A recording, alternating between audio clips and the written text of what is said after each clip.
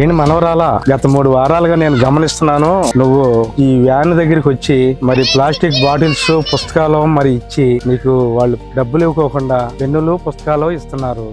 ఏంటి కథ? అయ్యో తాతయ్య, ఇది కూడా తెలీదా? ఇది స్వచ్ఛ రథం అంటారు తాతయ్య. స్వచ్ఛ రథం అంటే ఏంటమ్మా?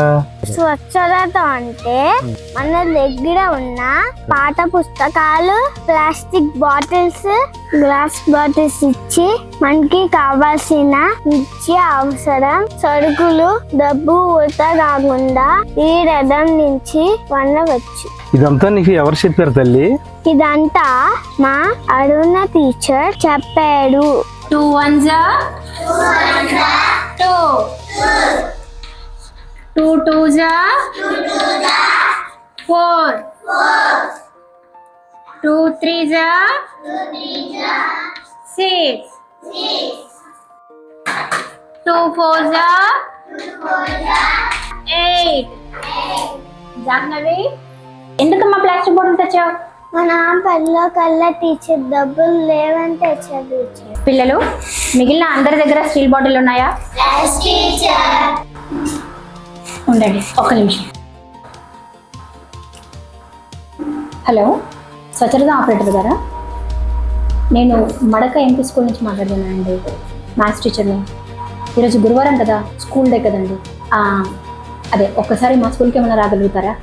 ఎంతసేపట్లో రాగలుగుతారండి? థ్యాంక్ యూ అండి. పిల్లలు, మీ అందరి దగ్గర పాత పుస్తకాలు ఏమైనా ఉన్నాయా? నా దగ్గర కూడా కొన్ని పాత క్వశ్చన్ పేపర్స్, బుక్స్ ఉన్నాయి. మనం ఇప్పుడు అందరం కలిపి జాహ్నవికి ఒక స్టీల్ బాటిల్ కొనిద్దామా? పిల్లలు రండి.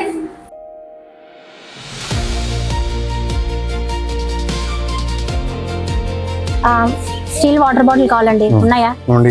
పిల్లలు, బుక్స్ ఇచ్చేద్దామా? మా పిల్లలందరూ ఇచ్చే బుక్స్ అండి. 10 కిలోలు అవుతాయండి. 100 రూపాయలు. 100 రూపాయల స్టీల్ బాటిల్ వస్తుందండి? 10 కిలోలు వస్తుంది. ఒక స్టీల్ బాటిల్ కావాలి.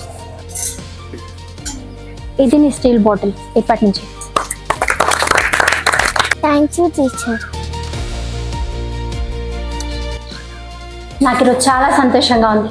మన దగ్గర ఉన్న పాత పుస్తకాలతో, పేపర్లతో జాహ్నవికి మనము ఒక స్టీల్ వాటర్ బాటిల్ కొనిచ్చాము. పిల్లలు, మీరందరూ పెద్దయ్యాక ఏం అవ్వాలనుకుంటున్నారు? టీచరా? ఎందుకు? మీలాగా స్వచ్ఛ రథం గురించి అందరికీ చెప్తాను. స్వచ్ఛ రథం గురించా? ఎందుకు?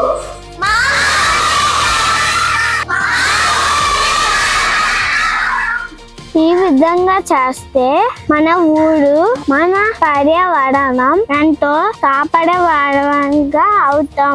అదే విధంగా ఇలా చేయటం వలన మన ఊరిని బాగు చేసిన వారం అవుతాం. స్వచ్ఛ రథం పరిశుభ్రమైన రేపటి కోసం ఒక వినూత్న అడుగు. చెయ్యి కలుపుదాం, ఊరిని బాగు చేసుకుందాం, ప్రకృతిని కాపాడుకుందాం.